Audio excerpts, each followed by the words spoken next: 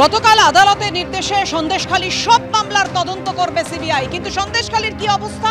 এখনো আতঙ্কে সন্দেশখালীর বেরমজুরের বাসিন্দারা তারা বলছেন সিবিআইয়ের ওপর ভরসা রাখছেন, কারণ পুলিশের ওপর এখনো তাদের ভরসা নেই, কারণ শেখ শাহজাহানের বাহিনীর অনুগামীরা যারা তাদের নির্দেশেই কাজ করছে পুলিশ, এমনটাই বিস্ফোরক অভিযোগ করছেন বেরমজুরের বাসিন্দারা। গতকাল আপনারা জানেন আদালত নির্দেশ দিয়েছে, যেটা কার্যত নজিরবিহীন, কারণ পুলিশ কোনো অভিযোগ শুনবে না, একেবারে সরাসরি সন্দেশখালীর গ্রামবাসীদের অভিযোগ শুনবে সিবিআই। এরকমই নজিরবিহীন নির্দেশ দিয়েছে গতকাল আদালত।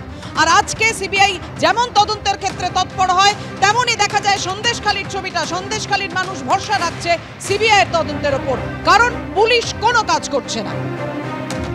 আমরা এতদিন তো কোর্টের পুলিশের কাছে গেছিলাম, কোনো তো পাইনি। পুলিশ আমাদেরকে শুধু শঙ্কর সর্দার, অজিত মাইতি, সিরাজ ডাক্তার এনাদেরকেই দেখিয়ে এসছে। কিন্তু এখন আমরা সিবিআইয়ের কাছে বলতে চাই যেন এসে তদন্তগুলো করে, আমাদের জমিগুলো যেন আমরা ফেরত পাই। আমাদের জমি, কারণ আমার শ্বশুরমশাই বয়স্ক শ্বশুরমশাই, ওনাকে 1.5 মাস পর্যন্ত বাড়ি ছাড়া করে রেখেছিল ওই শঙ্কর সর্দার, অজিত মাইতি, সিরাজ ডাক্তার। হ্যাঁ, ক্যাম্পে অভিযোগ করা আছে আমাদের, কিন্তু কোনো কিছু আমরা পাচ্ছি না। শঙ্কর সর্দার দিব্য ঘুরে বেড়াচ্ছে। এমন একটা গত 3-4 দিন থেকে এমন একটা হুমকি পেয়েছি যে শঙ্কর সর্দার গায়ে যে হাত দেবে 3 টাকার ব্লেড দিয়ে তার নলি কেটে দেওয়া হবে, এমন একটা হুমকি পেয়েছি আমরা। সিসি ক্যামেরা লাগালে সুবিধা হবে, আমাদের পক্ষে সুবিধা হবে, কারণ দেখুক সিবিআইরা এসে দেখুক, তদন্ত করুক, যেন এই দুর্নীতি বেরমজুরে কেমন দুর্নীতি চলছে বেরমজুর পোলপাড়ায়।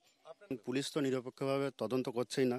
পুলিশ যে অভিযোগগুলো নিয়ে গেছে, অভিযোগগুলো নিয়ে যাওয়ার পরে সেই জমি মানুষকে কথাও দিয়েছে আপনাদের ফিরিয়ে দেওয়া হবে, অথচ সে তার জায়গায় গেলে তাকে তাড়িয়ে দিচ্ছে। আজকের 3টে জায়গায় এরকম কেস হয়েছে, সকাল থেকে আমরা ঘুরে ঘুরে আসছি। আপনারা এসছেন বলে আপনাদের কাছে আমি দেখাতে এলাম। এই একটা জায়গা দেখেন, একটা শহীদ মাঠ, সরকারি জায়গা দেখুন, রঞ্জিত বাড়ুইয়ের নামে লেখা আছে। সরকারি জায়গা বেআইনিভাবে দখল করে নিয়ে করেছে, রেকর্ড করে নিয়েছে। হ্যাঁ, হুমকি তো অবশ্যই দিচ্ছে। হুমকি পুলিশ কিছু করতে পারছে না। পুলিশ কি করবে? পুলিশ আসছে, দেখে চলে যাচ্ছে। সিবিআইকে দায়িত্ব দেওয়াতে আমরা তো খুব সন্দেশখালীবাসী আপাতত শান্তি পাবো, শান্তিতে বাস করতে পারবো, যদি আমাদের যারা যেভাবে নিরাপত্তা, সিসি ক্যামেরা বা লাইটের ব্যবস্থা করবে বলেছে, যদি সেরকমভাবে করে তাহলে তো আমরা সন্দেশখালীর মানুষ একটু শান্তিতে বাস করতে পারবো, একটু ভালোভাবে থাকতে পারবো। এখনো আছে। এই যে রঞ্জিত বাড়ুই, যে সুপারভাইজারগুলো তো এখনো চালিয়ে যাচ্ছে। রঞ্জিত বাড়ুই, শ্যাম সরকার, পুরো একদম কোটি কোটি টাকার জব কার্ড দুর্নীতি। বিগত 10 বছর থেকে কোটি কোটি টাকার জব কার্ড দুর্নীতি। সিবিআই তদন্ত হোক, আমরা চাই, এবং এটা আমরা তার জন্য যতটুকু যা করার সিবিআইয়ের কাছে আমরা জানাবো। সিবিআই যদি আসে, সাধারণ, হ্যাঁ অবশ্যই দেবো। পোর্টালে তো কমপ্লেন অবশ্যই করবো। আমাদের 1.5 বিঘে জমি ওই মুকিত গাজী, আব্বাস গাজী এরা করে খাচ্ছে, কিন্তু আমি এই পার্টিতে জানিয়েছিলাম। পার্টিতে জানাতে ওই টিএমসি পার্টিতে ওনারা বললো যে আমাদের ওপরে ভরসা রাখো, তোমার জমি জায়গা ফেরত পাবে। তো ওনারা যা কিছু বলেছে আমরা তাই করেছি।